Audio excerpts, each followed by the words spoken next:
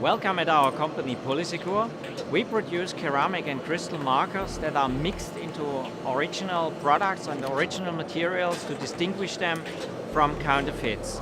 These ceramic and crystalline markers have three security features. The first security feature is a very characteristic fluorescence. The second security feature is a chemical code with which you can virtually implant numbers into materials. And the third security feature is the particle size distribution of our ceramic powders.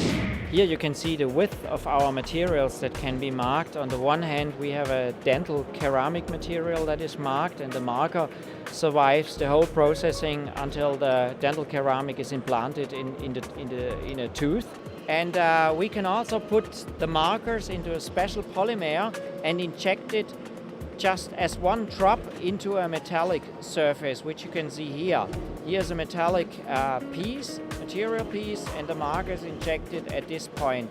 And then at this point, all the information of the marker is included. Here you see a marker in a liquid, dispersed in a liquid. This is gasoline. We can also mark waterous solution and alcoholic solution. Furthermore, we can mark plastic products. This is a quite usual application. You see here the coverage of a surge protection device.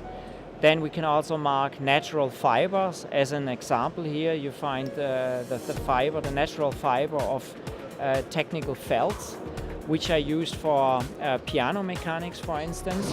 Here we see our new product, a robot and an optical detector that we realized with the company VMV Robotics. The robot places the samples on the optical detector, which we see here. The optical detector excites the fluorescence and measures the fluorescence and differentiates between the different characteristics.